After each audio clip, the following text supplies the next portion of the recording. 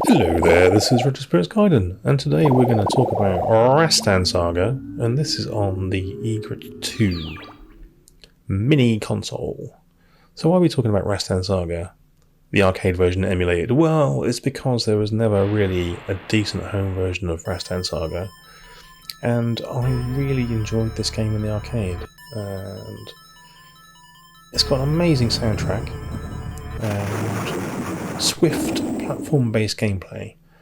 So back in the day, when I used to go to the South Pier, this was always in there, and this music was a booming out loud style. They had a row of arcade cabs. This was next to R-Type.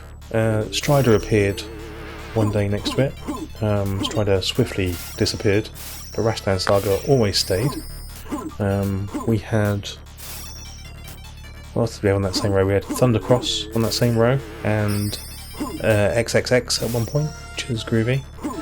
So, but RASTAN Saga, it stayed the course. I think the arcade owner must have really liked this game, and I like this game too. It's a very simplistic platform game, in terms of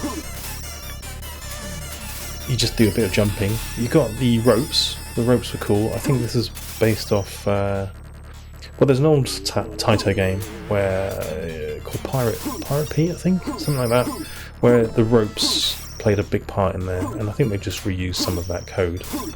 They watched Conan the Barbarian. They said, "I like Arnold Schwarzenegger's muscles very much," and they thought, "Let's combine the two, create a game where you're slaughtering skeleton warriors and lizard men." And as a 10-year-old back in the day, I kind of like those things too. So we have a platform game with excellent music, simple gameplay, and nice graphics for 10p. What more could you say? Now, like I said in my intro, this game never received a decent home conversion. It came out on the Master System. I never played that one, but the version I did play for, say, the Amstrad CPC was awful. And there was never a 16-bit conversion. Like, it didn't come out on the PC Engine, didn't come out on the Mega Drive.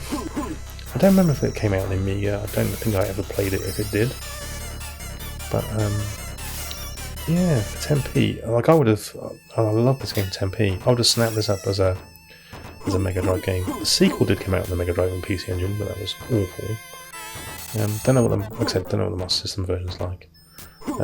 So I couldn't really play this on MAME either for a few years. The version in MAME was balked, so the closest I came was the Xbox TAITO compilation on the original Xbox, the massive heavyweight Xbox back in the day, and that had bilinear filtering all over it. It was blurry as fuck, but I did get to a point where I was pretty good at that game. I could get to, say, level 3 on credit. I'm out of practice here on the EGRET. This version feels slightly harder than the Xbox one, it has to be said. You can't kill the first boss in the same way, which is distressing. Yeah, the game's got brutal difficulty. But again, an amazing soundtrack. Now, this is what I remember from TAITO games back in the day. Their soundtracks were always awesome. When you think about arcade companies, you don't necessarily think about TAITO. You think about Capcom, you think about Sega, maybe Namco, but TAITO made some absolutely legendary arcade games, and this is one of them.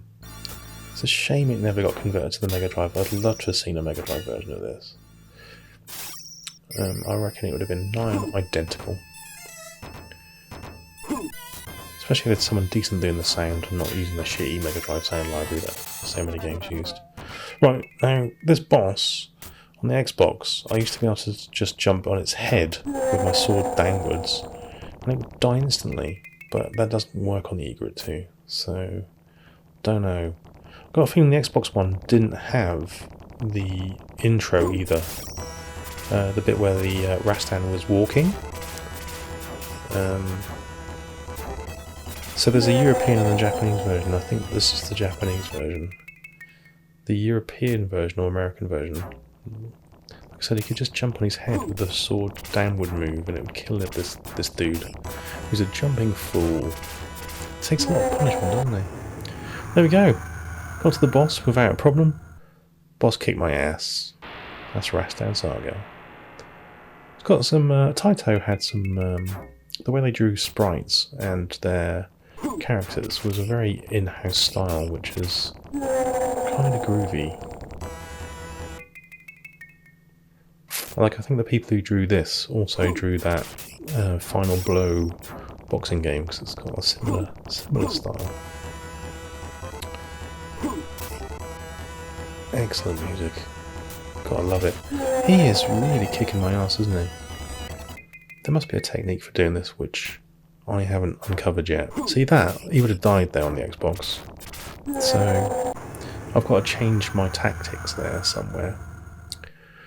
Yeah, this is a cool game. So, oh, we had Shinobi in that same arcade. So, on a Saturday morning, there was a whole row of arcade cabs that I had to stick 10p in. This was just one of them. There was Smash TV at one end, and I suppose it was a row of about 10 or 12 cabs. We had Smash TV at one end, and this was about halfway up the row. Ooh, random. And at the other end of the row, eventually we got the Konami X-Men arcade machine, which was a 4-player massive cabinet, which is cool. So hit the snakes, more jumping action. Yeah, for 10p. Awesome. Got the same music on level 2 though. But it is a good tune, so can't blame them. It used to really boom out. They must have put a massive subwoofer in this arcade machine, because this used to boom. Fucking bats are the most annoying enemies in this game. They just stick to your face. It's like they're after your fucking eyeballs. Goddamn eyeball-loving bats. I don't know what those extra icons that that appear at the bottom of the screen actually do, whether they actually help you at all. I've never taken the time to analyse if they do give me any benefit. The best power-up in this game is the ram's head, because the ram's head gives you all of your energy back. The blue potion bottles give you some energy back. There's red potion bottles, I can't remember what they do. But those icons at the bottom of the screen there, they disappear after a while. I've never had a full range of icons. Ooh, I'm going to avoid the red bottles. I don't know what the red bottles do. I'm assuming they're pain in bottle form. The guy there just looked at me, turned around, said, "I'm going to punch thin air," and I hit him in the back of the head with a sword. Like a donkey punched him with steel. Flaming sword is the favourite weapon. It gives you a projectile, which lets you kill things from a distance, which is fun. Closely followed by the mace and then the axe.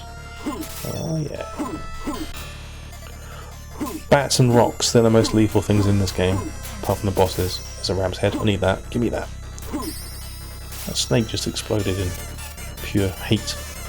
Right, so let's... oh, it's a harpy.